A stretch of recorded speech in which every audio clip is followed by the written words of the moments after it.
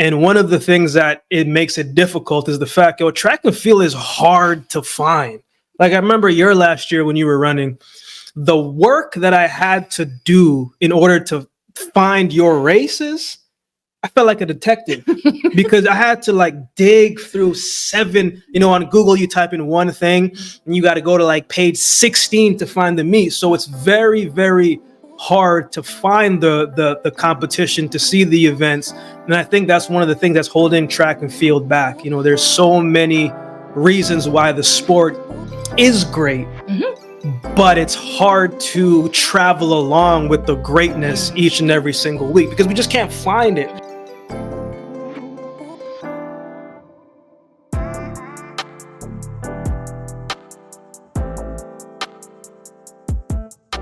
What's going on, everyone? Welcome back to another episode of the Run Your Race Show. This is episode number 3. First and foremost, we want to thank everyone that has liked, commented, shared, and definitely subscribed to the channel. We appreciate you. Don't be stingy with the show. Be sure to share it with someone today who loves, enjoys, likes to talk, track, and field. We got a lot to discuss today that's going to be condensed pretty quickly. But before we get into that, how was the weekend? What did we get up to? Well, NBA All-Star Weekend. Mm-hmm. It was pretty entertaining. I'm gonna admit I dozed in and out a lot. So I was full from our date night at the Mexican restaurant. So all I really wanted to do was sleep. But I did catch some of it, and I think the 3-point contest was the most entertaining to me. I thought that was fun to watch. And then shout out to Sabrina for stepping up to face Steph and ended up making as many shots as the guys in the NBA who did the 3-point contest. So shout out to her. I thought that was a cool addition to the weekend of All-Star Weekend. As they always say, shoot or shoot, but it's different. The All-Star Weekend is not what it used to be, especially the dunk contest and all of the other stuff. Now it's more about rest and kind of showcasing the people and the presence of the NBA players more than just, no one should score 211 points in a game. Like, that's just crazy. But all in all, we enjoyed it. And I'm sure you guys enjoyed it too. Maybe you didn't. Let us know in the comment section below. But this isn't a basketball show. We're talking track and field right now. And man, it was a crazy weekend. A world records setting weekend. What did you think about this weekend? Let's touch on a couple of those records.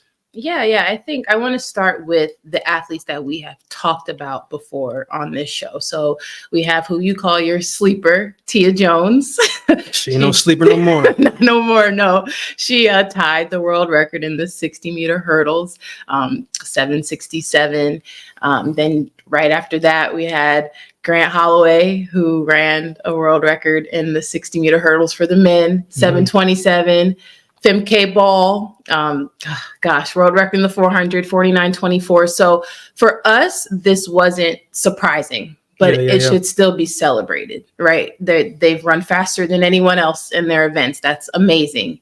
And we were talking about how you're not going to hear about this on ESPN. You're not going to hear about this on any of the top, sports broadcasts. But it's truly amazing what these athletes are doing. And we like to give athletes their flowers. So even though it's not surprising to us because they've been doing their thing all season, it should absolutely still be celebrated.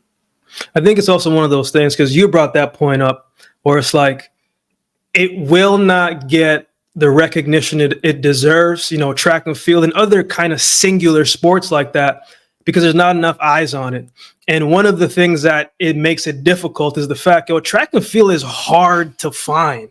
Like I remember your last year when you were running, the work that I had to do in order to find your races, I felt like a detective because I had to like dig through 7, on Google, you type in one thing and you got to go to like page 16 to find the meet. So it's very, very hard to find the competition, to see the events.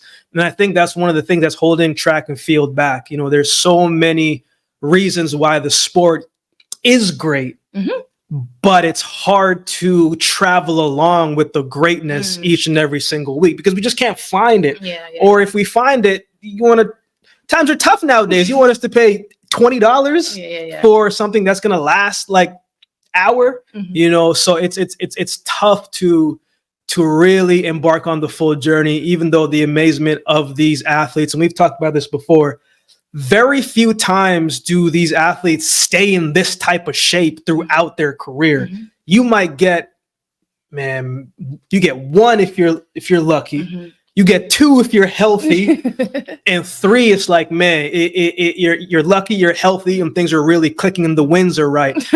But you don't really see this type of world record performances as much as most people think from the outside looking in. We highlighted the three names that that people have heard us talk about before, but there were also three more. There were two more world records and then a world junior record. But I wanted to include him. For those who don't know, world junior records are people that are 19 and under. So let's highlight those three. Some of those other records come from weight throw, Daniel Ha, 26 meters, 35. Mattia Furlani, long jump, world junior record, 8:34, I believe it was. And Leslie Tobogo, which is a little bit more outdoor. He ran 300 meters in 30:71. Yeah, that's kind of fast, especially now, like outdoors is in full effect for certain countries, mainly, Australia, South Africa, Botswana, starting to see some of it in Jamaica as well too. But you have competition in moments where you see these kind of offhanded events like 300s or 250s or 150s. Akani Simbini also ran 15:04 in 150, right? So that is a good tale of saying, man, these athletes are moving in the right direction. We know Olympic years, times are always crazy. People are always going to run fast, jump far, throw far. And we're starting to see that more and more each week. So again, these records are not light records. They're going to have to be able to sustain this all the way through. But for some of us that like to see fast things and long jumps, man, if it continues like this, it's going to be an even more fantastic year. Yeah. And shout out to Furlani, the junior athlete, for, I think it was 8:31. I don't know, 8:34, 8:31, somewhere around there. But wow, I think that's a world lead or tied for the world lead. Very, very young athlete. So I just hope he can maintain this type of form. Pressure's on him now, eyes are on him now. So I hope he's someone that we see doing well at the Olympic Games. Congratulations to all of these athletes who set world records. We're giving you your flowers. We're celebrating you. Great stuff. There was also some other performances, not quite world records, but notable performances this weekend. I think Tara Davis Woodall, her long jump world lead, 7:18. That's far for February. Yeah, one thing about her is, man, she continues to show up on the moments when the pressure is on. I mean, we were watching that meet, and from the corner of my eye, I said, "Who is that in the back taking off?" Because the stream for USATF TV was very interesting. The three different things, like I understand what they were doing, but just keep it pushing with one at a time and allow those to click in on the ones that they kind of want to see the most. But again, 18. If she continues to jump like this, mixed with some of the other women who are going to be there, man, we are going to see a level.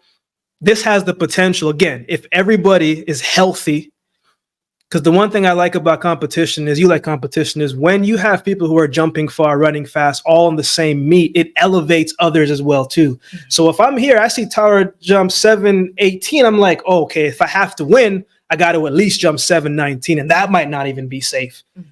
So that was very, very, very impressive, especially early now, but it's the right thing as she's going into world indoors moving forward. Yeah. And then over at the British Championships, we had Molly Cottery jump a world lead in the pole vault, 485. So shout out to her. I think it's going to be an awesome competition between her and the two Americans, Morris and Moon. I think those three are really going to battle it out. I'm excited to watch the pole vault. I usually don't give the field people much love, but I'm trying to really support them, and I'm excited to watch Tara. I'm excited to watch the pole vault. These performances are making it exciting and making me want to tune in. And then, of course, we had Noah Lyles, Christian Coleman. Their race lived up to the hype in the 60 meter at USA Trials. I thought it was a great race. My question to you is, who is the favorite leading into the World Championships in a couple of weeks? Because you have Christian Coleman, who's the world record holder, but you have Noah, who just beat him. So who would you say is the favorite for World Championships? Yeah, it's probably going to be Noah because, in track and field, you remember the last performance. And in the last performance, you saw Noah winning. So with the momentum that he's built, he's going to be the favorite going in because he's got the last victory over Christian Coleman. So it's going to be interesting to see if he can replicate that over, where is it? In the UK, is it? In Europe somewhere? Glasgow? In Scotland. So, it's one thing to do it over here on the American side. New Mexico is high elevation as well, too. And so now you're traveling all the way over to Scotland, getting adjusted to the time. The air is different. What you're eating is different. Even though you're trying to execute the same race plan, the same game pattern, so it's going to be interesting to see if the consistency in what he does continues to carry over. He's a world-class performer, right? He's the Olympic champ, right? So he knows all of those things already. So it's going to be interesting, but I would say Noah is the favorite until he is beaten. But if anybody that can beat him, you gotta, that's the thing about track, especially in sprinting and 800 meter, any sport event, it doesn't really matter what you did yesterday, what you do today. And so since Noah beat Christian Coleman on the day, it's hard not to think that he isn't the favorite going into World Indoors, especially with whether you like him or not, the man shows up on the day and he performs and he does it really well, and now that he's a much better starter, his times are going to be interesting outdoors, providing that he can stay healthy. I think that's one of the things that people often forget. You can have the greatest preparation, things can be going in your favor, but if that hamstring is a little bit tight, you got to be careful. So long-winded way of saying Noah Lyles has to be the favorite going into the championships based on what we just saw in his last performance. Yeah, I like that. So, that was just a few of the other performances that we saw in addition to those world record-setting performances. There's so many more we could talk about, but we'd be here all day. Just congratulations to all those athletes that made their respective team for Worlds. Most of them have probably been drug tested now. They're going through team processing, getting ready to try on their uniforms. And I mean, it's a good feeling when you make that team and you go through team processing, you're picking your travel plans, you're picking your roommate, it's all settling in like, oh, this is real. I made the team. I'm going to Worlds. It was 10 years ago for me, but I remember it like it was yesterday. It's a cool feeling. So just shout out to all those athletes, really excited. But the question I have is, now those athletes are home, and they have less than 2 weeks before they race at Worlds. So what do they do from now until then? From a middle distance perspective, we're just staying sharp. There's certain workouts that you do that make you feel confident, make you feel sharp leading into championships. We're not overdoing it. At this point, there's nothing that's going to increase our fitness. Like, you either got it or you don't. And obviously they got it because they made the team. So from a middle distance perspective, less is more at this point. Okay. So, but for you, sprinters, field events, more technical, what does that look like for the athletes that are headed to Worlds? Yeah, I never really like to do too much. I like to be sharp. So I want to get a couple block starts in. Like one, if it's say 2 weeks out, I don't know how it would be for you. You can let me know a little bit more on that. But if it's like 2 weeks out, I'm having maybe 2.5, 3 hard sessions, right? And it's usually the first week back. I want to have a great block session. I want to have a great speed sprint session, and I want to get the gears rolling from a speed endurance perspective. That was for me. I didn't like too many lackadaisical practices where I'm feeling things out. No, I run how I feel. If I feel fast in training, there's a good chance I'm going to do the same thing in competition. So I would like to have one really good block day, good speed endurance day, and just one more good session of me feeling like I can switch gears, so I want to make sure that I'm covering all my bases. So that would be like a week out, but 2 weeks out. So the first week back, I want to hit 3 of those. And then the next week back, I just want to maintain. So I'm having like one good block start, and then I'm ready to go because I don't want to let all the positive juices and energy go out. I want to maintain it. So that's what it's like for me. What was one of those feel good workouts for you that made you say, yeah, I'm ready? I would say like 4 200s and like 26, 27 with like 2 minutes recovery. 2 minutes. Yeah, it's like, okay, yeah, I'm firing. I'm good. My speed's there. Yeah, just a feel good session. That was one that really gave me the confidence, like I'm ready. But what I heard you say and what I said is like just staying sharp. These athletes aren't going back home and reinventing the wheel, trying to get more fit. Like you got 10 days. Well, if you're not really ready by then, you just March 1st is around the corner, so there's not much that they can do, but and they got to keep it right up here, So it's definitely going to be interesting to see them carry over, because we did see Tia Jones grab her hamstring a little bit, so you got to get that taken care of. I didn't know if was it her hamstring, her ankle was taped up. I don't know. I saw her walking gingerly.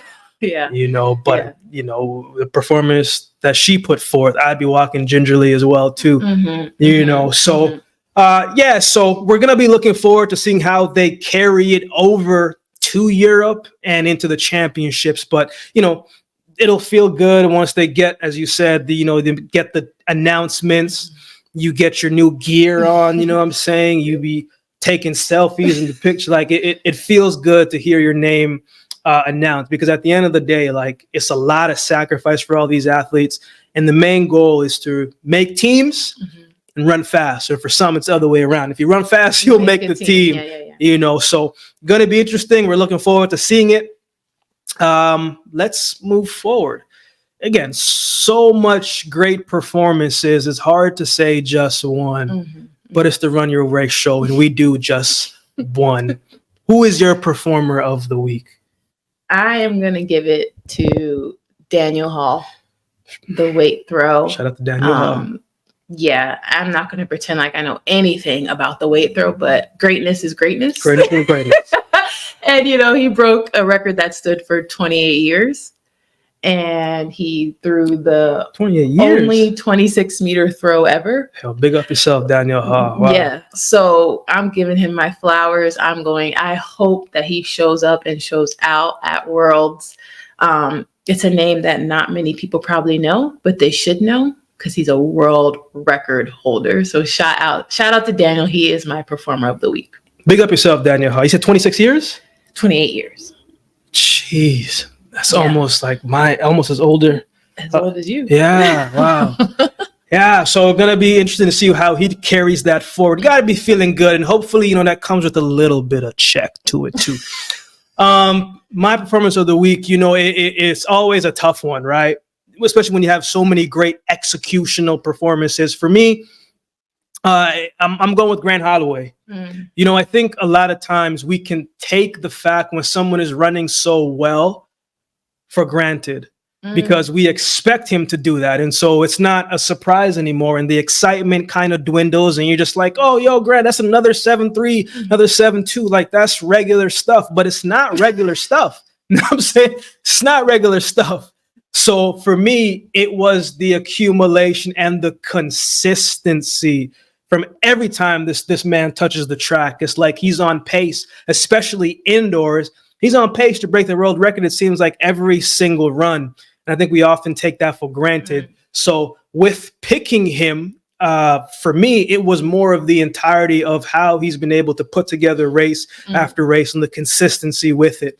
I mean, 7-2, 7-3, 7-3, 7-2, 7-3. It's like, man, at some point, as you know, when you run in a clump of the similar times, you know that big break is going to happen. And I like that, because thinking about it, I think we, like, the weekend before this past weekend, Grant was overseas and then came back here to to the US, and then because that's not easy going from different country to country, and then to put out a world record. I like that choice. And I don't know how it is for you, but as sprinters and short sprinters and hurdles, like there's certain tracks that, if we're gonna break a world record, like we want to get there, and it's like New Mexico is one of those tracks where if you can get there and you're in great shape and you're healthy, if you can execute and put everything together, a big time is gonna drop. And so we saw it this weekend. So big up Daniel Ha, big up Grant Holloway, performance of the week. Let us know who your performers of the week or performer of the week is in the comment section below.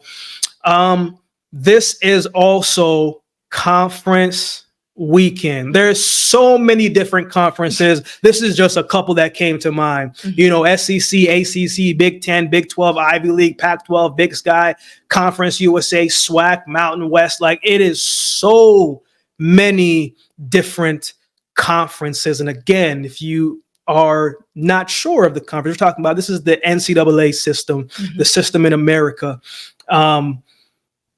When you think about the conferences, right, and the intricacies that make it what it is, from your perspective, what was your coach telling you? We're both from the SEC, so we got biasness there. Well, what was some of the conversations your coach was telling you about conference, the pressures you put on yourself as a team, and how did you handle it? What was your experience in the SEC during your year? Do you have any stories that come with that?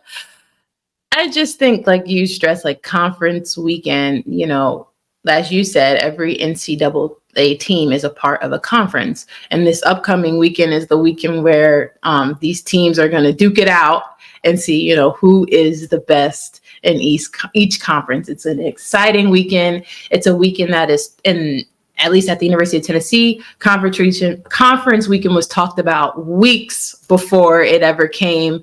It's all about the team. It's all about that camaraderie. It's all about people doing what they have to do to score points, even if that means running events that you don't typically run. It's not about you, conference weekend. It's about the team and us going out there and scoring as high as we can amongst the other teams. So there was pressure there. There was pressure. Coaches have to do well, especially they got SEC. Pressure too. Yeah, exactly. Coaches have to do well at the conference meet, and athletes are very aware of that. We have to show up and show out at conference.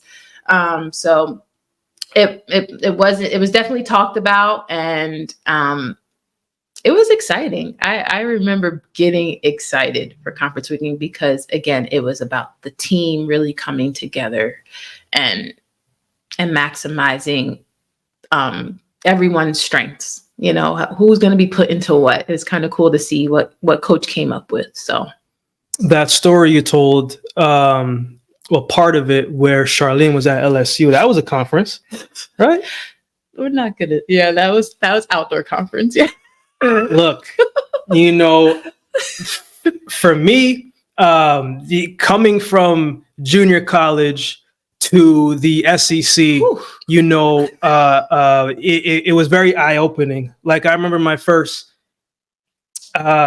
indoor, right? Indoor, one of my guys, shout out to Deshane Ferrier, man. He went to Ren Lake Junior College before me. He went to Alabama. And I remember we're at SEC's indoors. And we are warming up. And he's like, bro, if we can run like 21-2, we're in there in the final, bro. We're in there in the final. And he was talking to me with so much passion and so much belief. And I'm like, okay, 21-2. I'm not a guy that runs a lot of 200s, especially indoors. And you definitely don't want to see me 4x4. So I'm believing with everything in me because statistically he was right. The past couple of times, 21-2 was kind of the cutoff.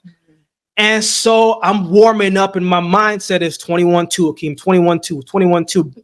And keep in mind at this time, my indoor personal best was probably like 21, I don't know, 6. Okay.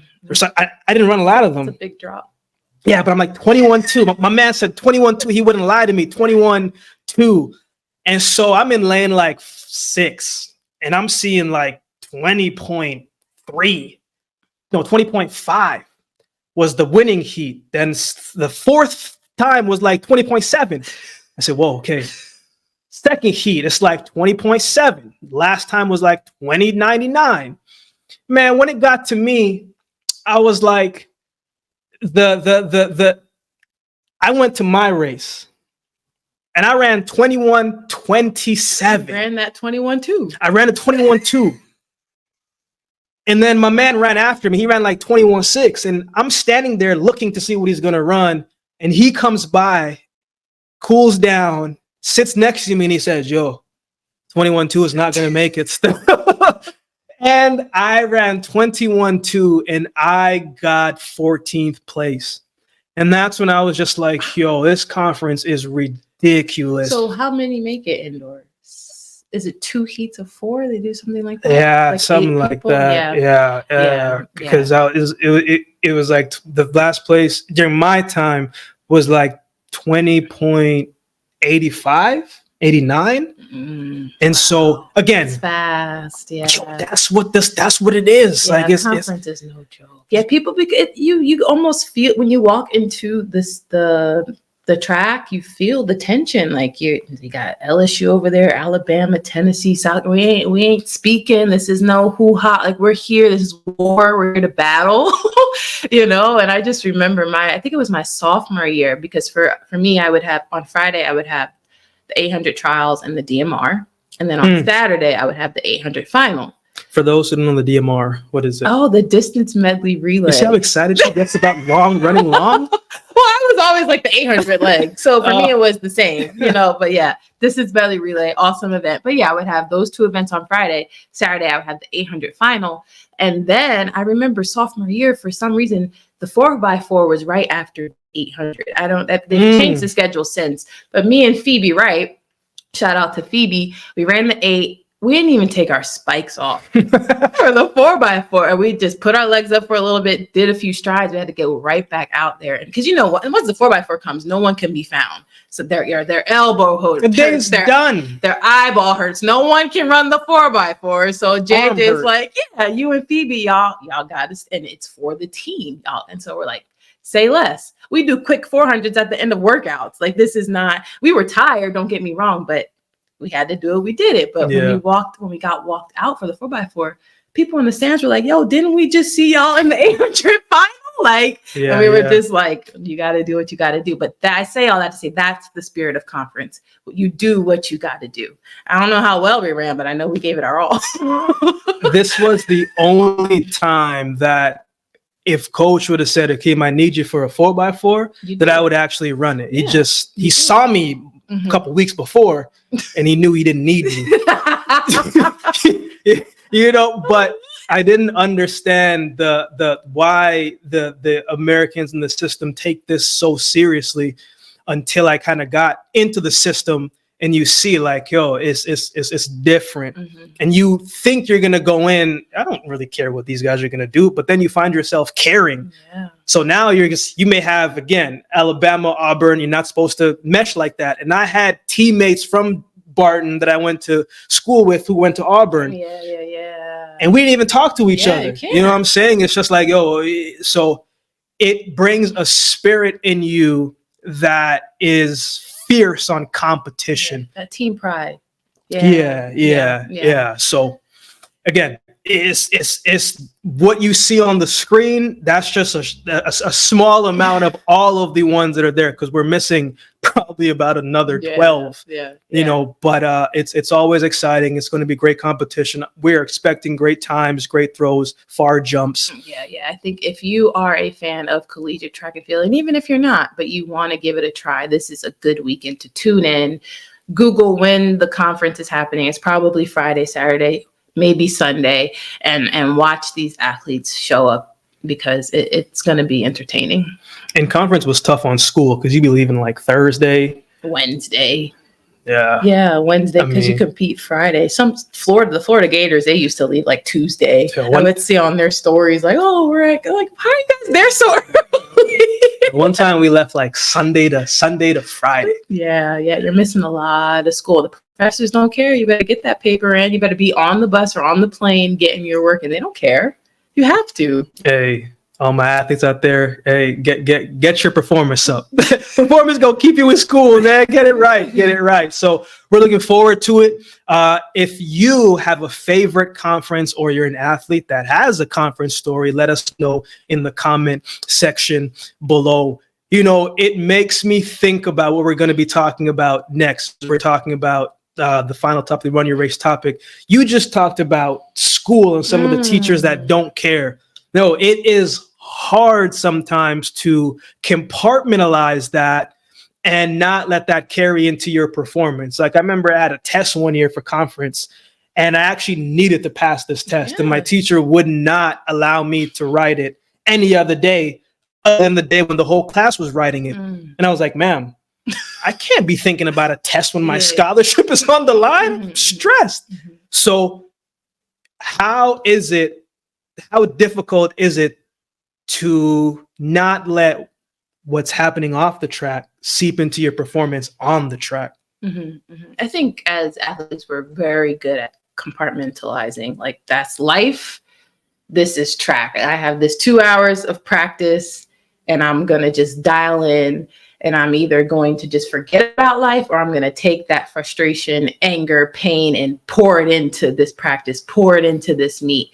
And I don't know if that's healthy, but as athletes, I think we are very good at doing that. I think looking back, there are times where you need to process those emotions and pains and that you're feeling. You can't just ignore them, or at some point you're going to blow up. But I don't think it is very difficult because we've learned how to just, like I said, that's life.